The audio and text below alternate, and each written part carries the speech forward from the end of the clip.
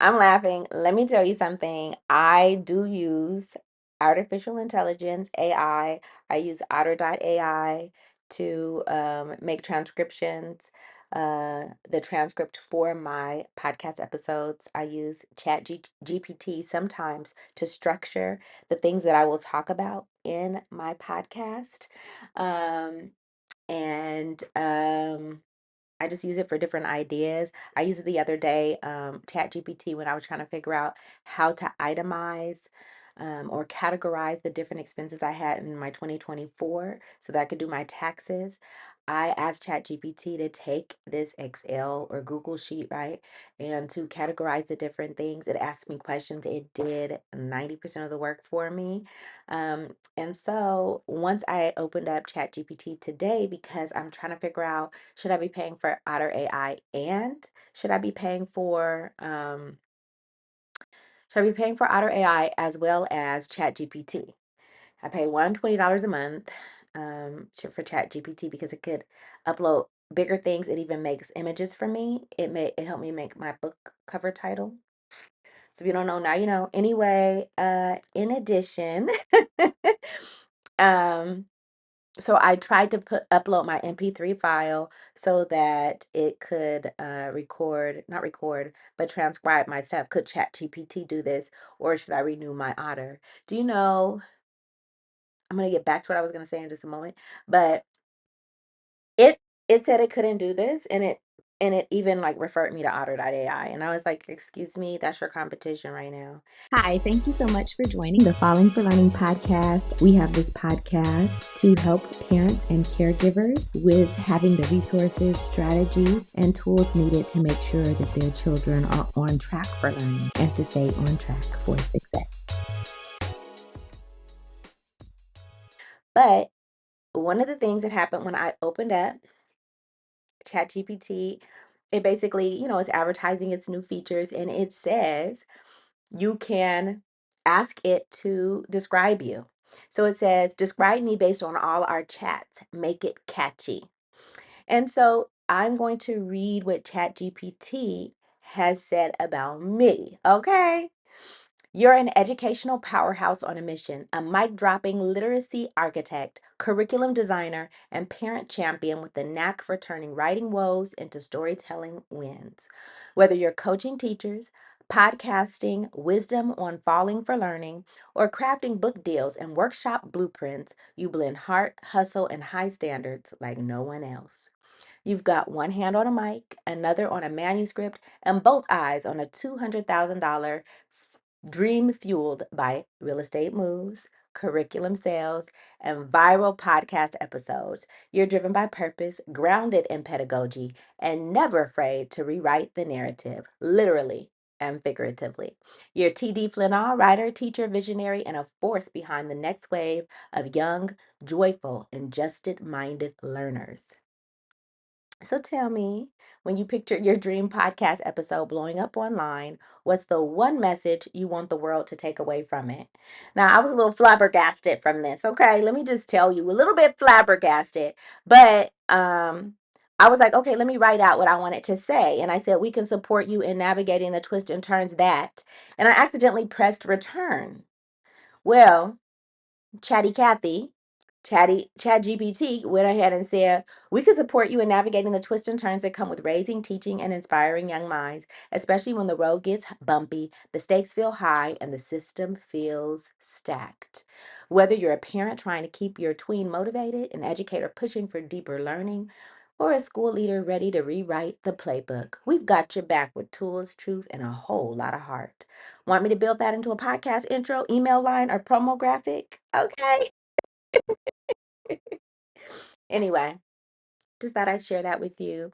I am part of the Computing and Composing Collaborative with the California Writing Project. I am working on how to teach students how to build um, responsibly use artificial intelligence. And one of the things that I am doing is a series of lessons in which my students are taking their writing that they're doing, just their rough drafts that they're doing. They're sitting down and journaling. It's usually about a paragraph long. They have a prompt. And from there, I am taking the one that they want to choose. They get to choose one. And they are going to tell me which one they want to develop into a longer piece. And so they've chosen it, and then I run it through the Chat GPT.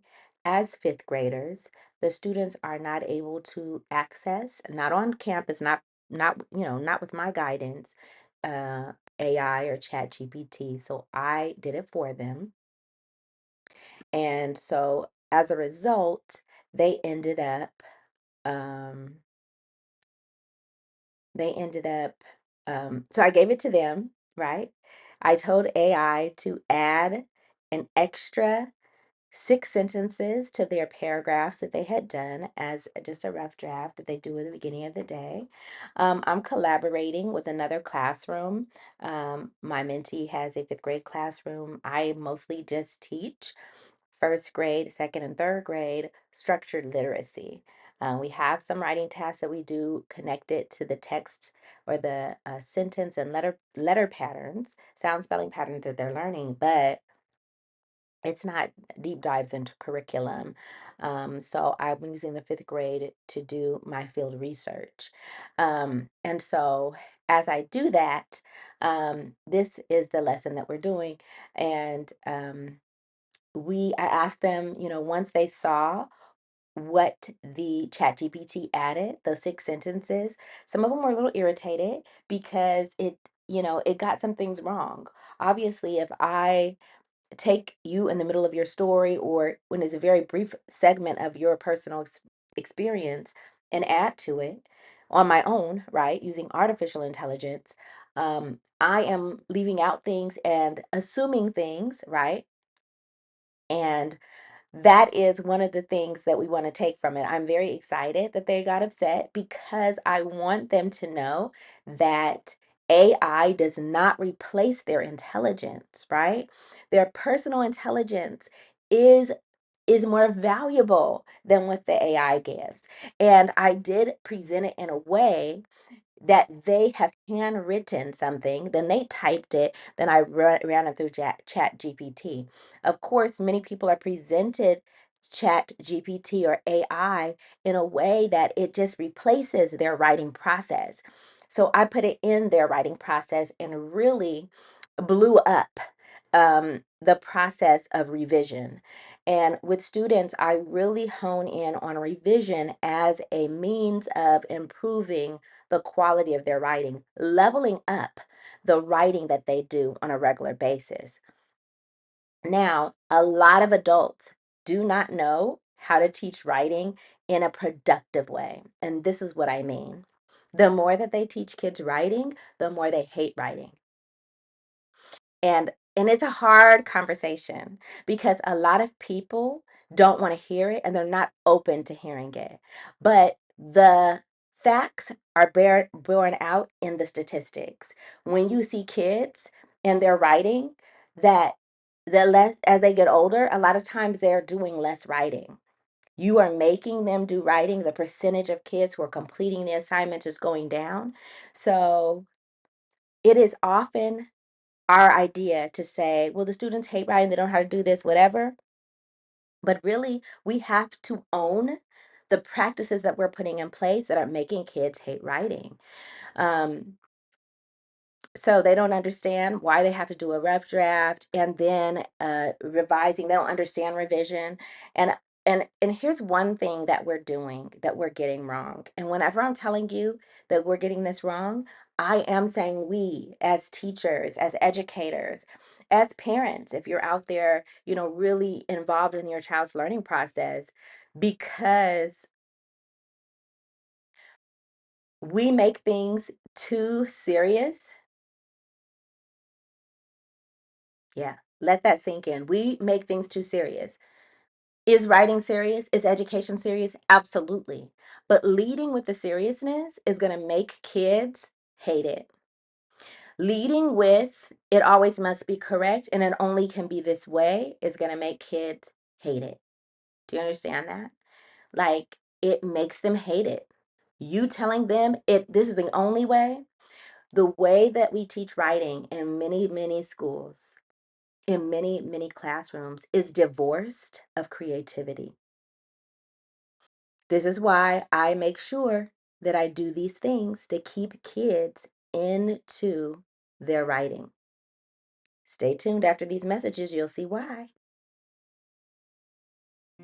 The Rewrite Method and the Rewrite Method Workbook are your go-to resource for helping kids to learn to fall in love with writing.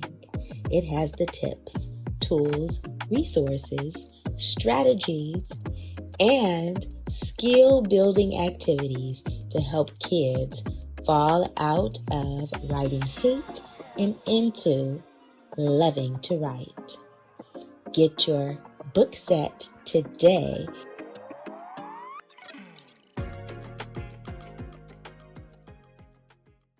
I'm back. Okay, so this is what I do to make sure that kids get into their writing.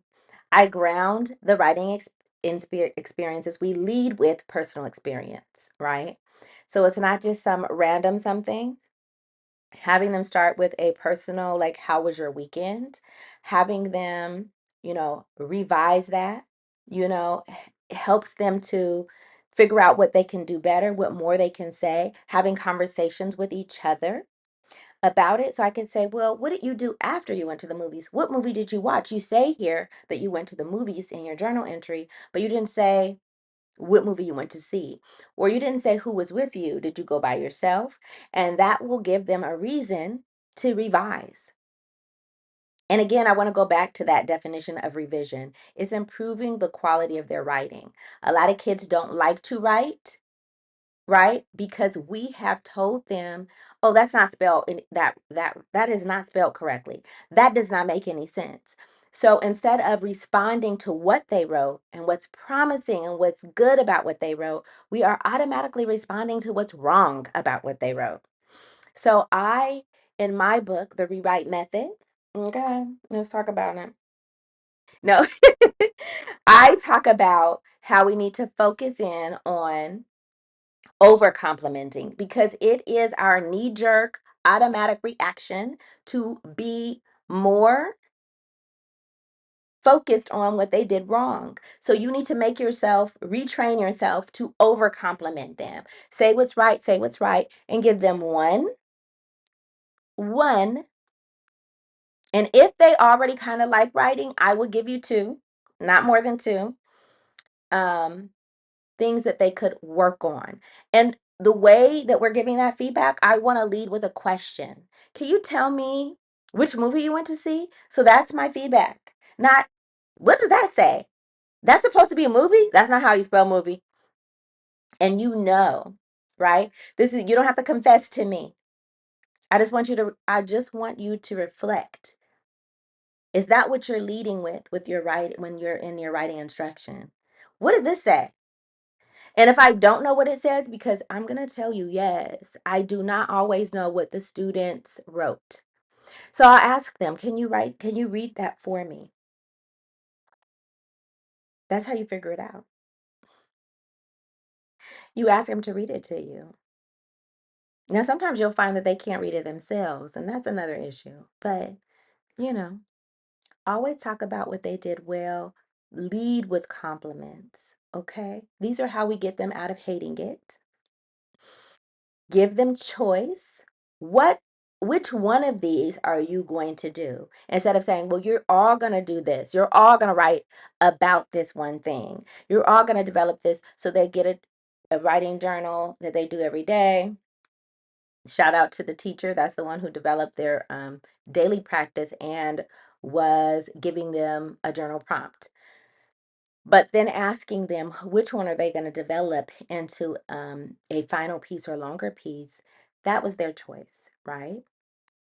Then once they have ChatGPT's revision, they have a copy change checklist, right? They got to change this copy, this text.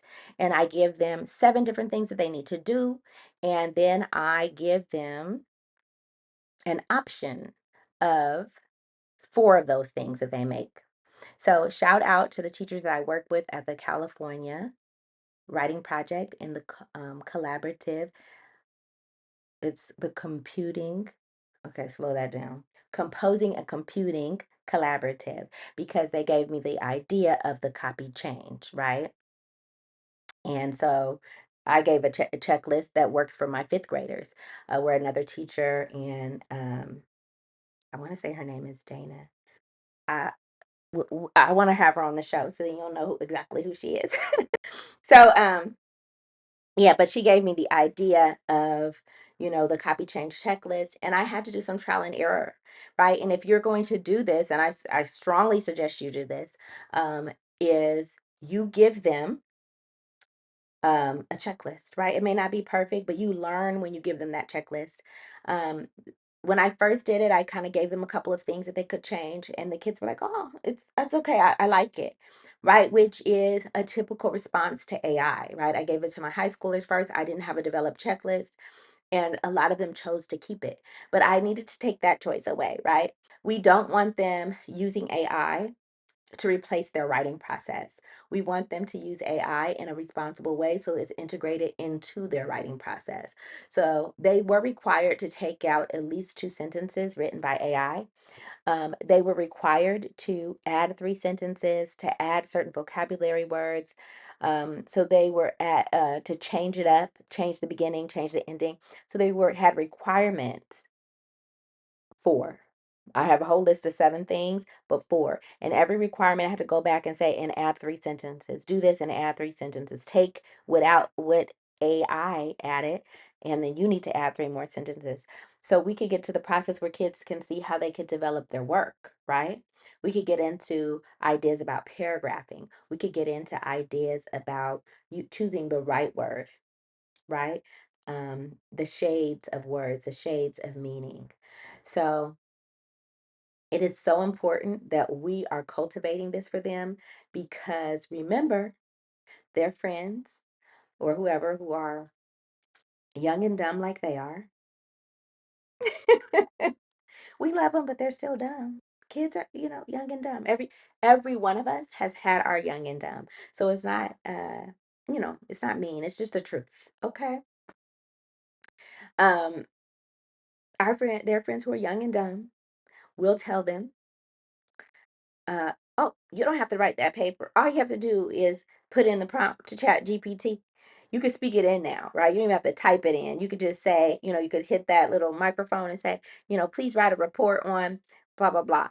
And then he said, but it's going to get you in trouble later, because when you have failed to journey through, to think through, and to put pencil to paper, to fingers to keyboard, and go through the process of changing around words, thinking through, making mistakes, you know, doing the run on sentence when you were trying to do a compound sentence or whatever. You're putting the comma in the wrong place. The capitalization is not supposed to be there. All of those things that we all have gone through in our writing process, an authentic journey of writing development, you are disadvantaged by that. So when you tell kids that they could just use ChatGPT to replace their writing, their thinking, their critical thinking, the experience of learning to write better, when it comes to those high stake tests that they need to take, the bar exam, the exam to become a nurse, or whatever it is that they need to do, they won't have the skills, but they won't have ChatGPT either. And then what are they going to do? They will just fail. So you have to help them use AI in a responsible way. Now, most adults today using ChatGPT to replace some parts of their writing process have had to go through the writing process since they were little kids. So they haven't been cheated out of anything, and they at least know what the writing should be. I have even seen kids turn in responses that have nothing to do with what was asked for them. So they don't even read, some of them don't even read the response that's given by ChatGPT. And they're like turning it into a teacher, and the teacher's like, "Did you even read what this says?" And they're like, "Oh." They're getting kicked out of classes, failing courses because they are not reading. They're not even knowing what they're supposed to be getting because Chat GPT, our artificial intelligence, is artificial, right? So sometimes they spit out what you call hallucinations. They are spitting out things that are not real, fake information. They're using algorithms to respond to things. And most of the time, many times it is correct. But there are times that A plus B doesn't equal C the way their algorithm is telling it does. And if you read it, you'll see it's wrong. They may put out outdated information, businesses that are now defunct, laws that no longer exist or have been changed, news articles that came out that debunked certain things. So, you don't know unless you know. And so, using AI as a tool to enhance writing development is going to advantage our kids, teaching them to use AI in a way that replaces their critical thinking, their voice, and their personal experience. In other words, replacing their personal intelligence with artificial intelligence is disadvantaging them. And you know what the Falling for Learning podcast is about. It's about giving your kids the competitive advantage. It's not about setting them up for failure. It's all about setting them up for success. And so, uh, like and subscribe for more if you found value. If you found value today, please do that. Anyways, I'm gonna get out of here. This is my second podcast I recorded for today's, but I don't care. My makeup person, my personal stylist didn't come because I don't have one. And I'm going to be on the other episode with the same thing going on, and it is what it is. I appreciate you joining me today. I hope that you join us again and make sure you do something today that's going to give your child the competitive advantage. Thanks again for supporting the Falling for Learning podcast. New episodes go live every Saturday at 5 p.m. You can watch us on youtube.com at Falling for Learning or listen on all major podcast platforms such as Apple, Google, Audible, Spotify, and much more.